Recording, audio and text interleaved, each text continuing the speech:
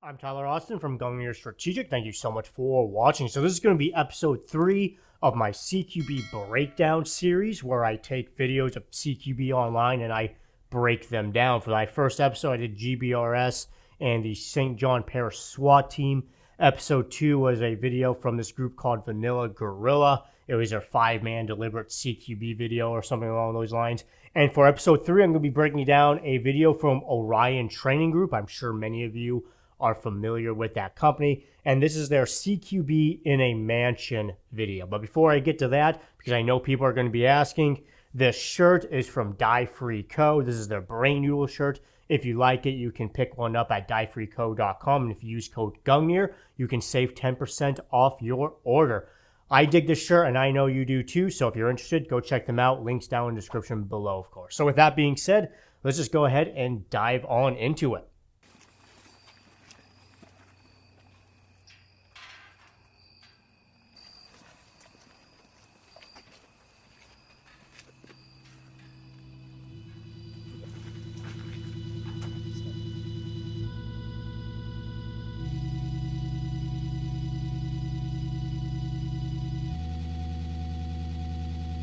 So one quick note here when it comes to primary breaches. So what I mean by that is your initial breach into the building from going external to internal. Not necessarily specifically on what they're doing here. It looks like they took it a little bit more dynamically. There tends to be this idea within the industry that primary breaches have to be dynamic, and that's not always the case. It's highly contextual.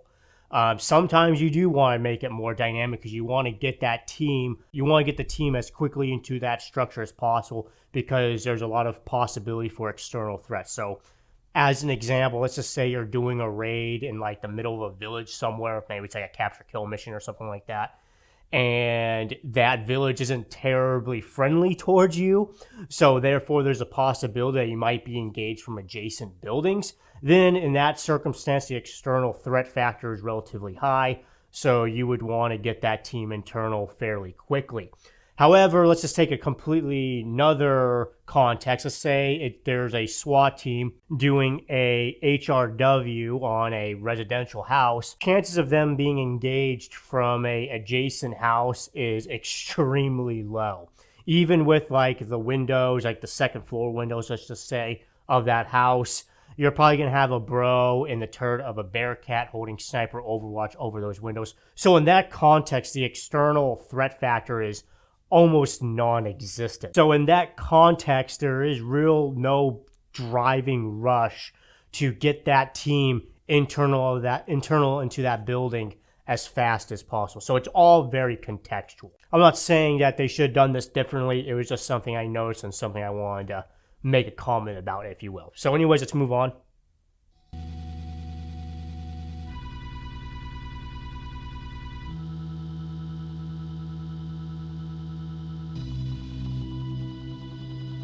I spy with my little eye a GBRS learn amount on that little AR that's on the countertop. Somebody is also part of the 291 Master Race, and I respect that.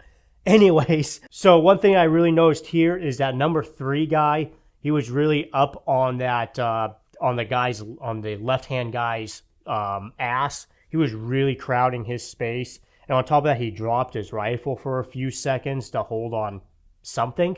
There's no angle that he can see that left or right can't already see.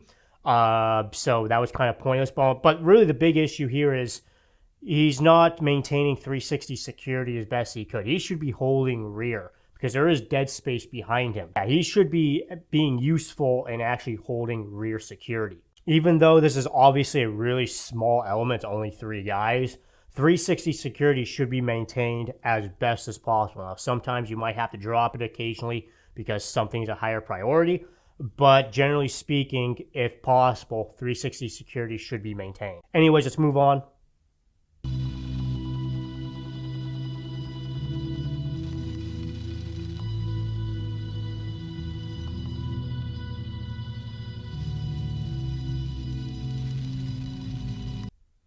All right, so a few comments here. So that number 3 guy, again, he was really crowding his teammate as they were making entry into that dining room. Like, it looked like he was grabbing onto his shoulder and really, like, just crowding his space. There's no reason for him to be doing that. You're only getting in the way. Again, he should be holding rear security and giving them plenty of space to work. And when they make entry into that dining room, he can kind of back up, see if they need his assistance. And if not, he can maintain rear security, and if they do need him, then he can drop rear security momentarily to go help with that, whatever they need.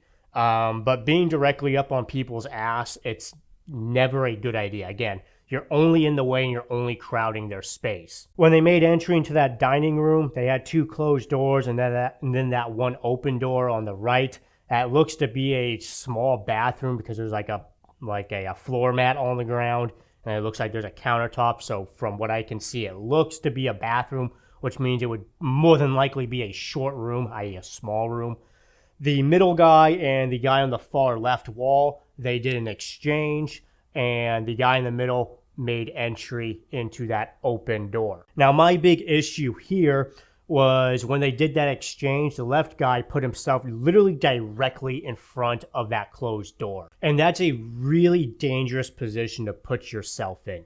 You really don't want to be standing directly in front of a closed door like that, because if that room gets triggered and there's someone in that room who's already made a decision that if he gets any sort of stimulus from that door, he's going to start pumping rounds through it, you don't want to be standing directly in front of it. So in that case, you can still hold security, but with distance.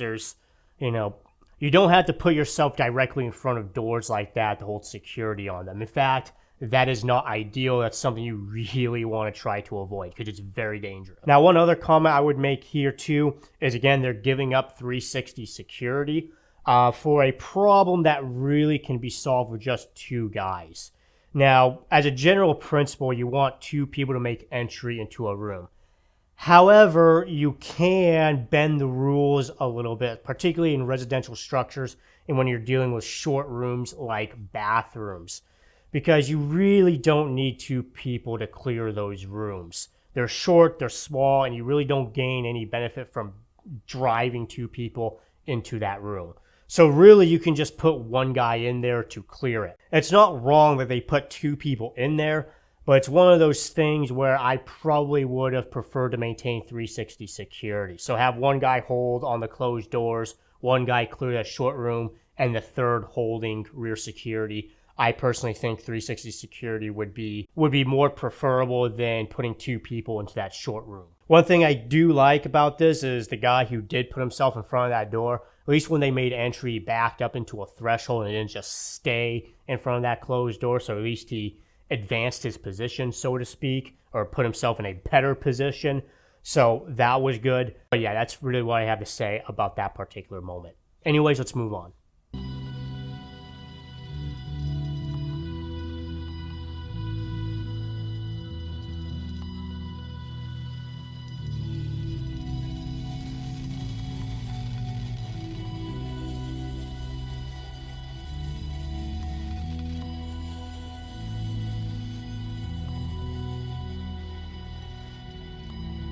Okay, so a big issue I have right here is they split that door that shouldn't have been split. Now, yes, splitting doors is highly advantageous, and it should be done when it can be done.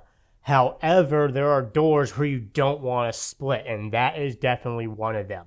That guy on the left-hand side of that door, there was nowhere for him to go. That corner was very shallow. And basically, when that door opened up, he was exposed to the 90 degree, especially because his other buddy was hogging up the very little space he had holding security on that other door. It was just an incredibly dangerous position to put himself in. He was just in an isolated corner, what we would refer to as an island. that was just not a door that you should split. Again, you see this all the time with teams. I talked about it a lot on the GBRS video because I saw that several times. People trying to implement splitting tactics on a door that should not be split. Again, splitting is very advantageous. However, there are doors where it's contraindicated, particularly doors where one side has a very shallow corner. It's extremely dangerous, and those doors should not be split. So in this case, obviously there was 2 closed doors there. This really should have just been a same side, and it's going to be one of those instances where, obviously it's preferable to have someone on like dedicated security on a closed door. However, in some cases, that's not always possible, especially in residential structures where you have doors that are like really up, right next to each other like that. That's very common in residential households. Sometimes you're going to have to kind of give up security, let's say, or at least dedicate security over closed doors in those instances, because there's just no real safe, effective way to have someone holding security on that door. So in this case, that point man should just same side that right-hand door.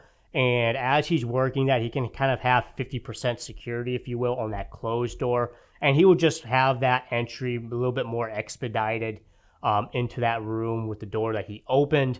And at that point, someone can come up and then pick up security on that closed door. It just comes back down to trying to force tactics on a situation where it's just not going to work or it's not going to be safe to do so. Moving on, after they cleared that right-hand room, they went ahead and cleared that next closed door. And the big issue I had here was, again, that number 3 man was up on that teammate's ass. As they were making entry, he was literally grabbing onto like his shoulder or his plate carrier and following him into that room. Again, you're just in the way at that point. There's no reason to be doing that. You are just crowding his space. So in the event that he needs to bail away, you are right up on his ass, and you're just going to make that much harder for him to do that because you're crowding his work area. So it's just something you don't want to be doing. Obviously, there's a factor of, I want to make entry really quickly with him. But again, you need to give him some area to work. You need to give him some working area. It's just never a good idea to crowd your teammate. Anyways, let's move on.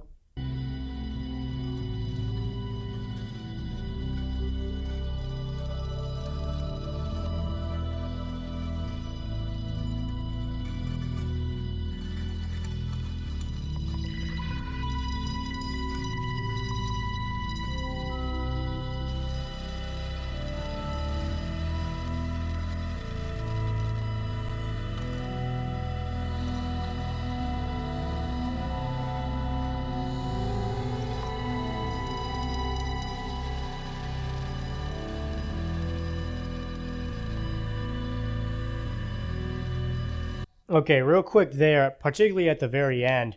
So you saw they did 2 exchanges, one when they were coming back out of that dining room area, and then one when they were taking that hallway and that staircase. They did an exchange there. But when they were going down that hallway, they did an exchange, but they didn't actually exchange anything. The point man, I forget his name, but the point man and the number 2 man, Jared, I think is his name, or they were going down that hallway, and they were both holding the same angle. That point man was holding what would be to his right, and the number 2 man, Jared, I think is his name, was also holding that same angle. And then they did an exchange, but they didn't exchange anything. Right? In order for it to be an exchange, there actually has to be an exchange of angles. If you're both holding the same angle, you can't exchange it. And really, it's not even that they were holding the same angle. It's because the point man, right, he was obviously more further up that hallway than the number 2 man was. So there's no angle that the number 2 man can see that the number 1 man hasn't already seen or can't already see. So the number 1 man owns the angles on the right. And on top of that, that hallway is too narrow to actually hold cross coverage or cross panning. They did this exchange, but they exchanged nothing. And on top of that, even after they did the exchange, they advanced up the hallway a little bit. And then the point man took the right, and then number 2 man took left. So what did they exchange? It's one of those things where exchanges and, a barrel exchange, whatever you want to call it, that's a very useful and effective means of nonverbal communication. But when it's done in this fashion, it just becomes shoot house theatrics, if you will, because this meant nothing. There was nothing to exchange. It'd be different if that hallway was wider and they were actually in a cross coverage situation and they exchanged and left went left and right took right. But in this case, they exchanged nothing. Really, what should have happened here was the point man would have obviously had his muzzle down and would have been working the angle he chose to work, which in this case was his right. Number 2 man would be checked, and then as they were going up that hallway, the point man would just eventually pick a direction. In this case, he crossed, and then number 2 man would just button hook left. Or if the point man button hooked left, then number 2 man would go right, of course. But in this case, there's no reason for the number 2 man to even have his muzzle down. He's not able to hold on anything, at least not hold on anything that the point man can't already see or hasn't already seen. That's one of those things that really irks me when you see unnecessary exchanges, particularly when there's actually nothing to exchange, because you're making a very effective form of communication and signaling, if you will, into shoot house theatrics, and that kind of irks me. But you see this all the time, people doing this stuff, and they see it because it looks cool, and they just do it for no reason. And that's just something I find very annoying. But yeah. Anyways, that's definitely was just a very weird part of this video. So yeah, that's really all I have to say on this particular video. It's a rather short video, so we were able to pretty much go through the entire thing. Yeah, I thought there was a lot of oddities in this, particularly when it came to 360 security, and especially with that little weird exchange at the exchange, because it wasn't even an exchange, at the end, and the overcrowding of teammates. Those were kind of like my big 3 issues with this. Overall, it is what it is. It was an interesting video. It was very cinematic, if you will, which a lot of these videos tend to be. But yeah, so that is episode 3 of my CQB breakdown video. So if you have a particular video that you would like to see me break down, be sure to leave it in the comment section below, or you can DM me or email me it, whatever's the case. And I would certainly be happy to take a look at it and consider it for another episode of CQB breakdowns. Anyways, I hope you found this video helpful and informative, or at least entertaining. If you did, please like and subscribe. Also, consider joining my Patreon. YouTube is becoming more and more hostile towards my channel and also other Guntuber channels as well. So with that, I've really made the decision to start becoming more Patreon exclusive as time goes on. I've had some problems with YouTube over the last couple of months, and I don't really foresee that getting any better. So if you enjoy my content and would like to see exclusive content as well as early access to the content I plan on posting onto YouTube, be sure to consider joining my Patreon. Link is down in the description below, of course. Anyways, I'm Tyler Austin from Gungnir Strategic. Thank you so much for watching.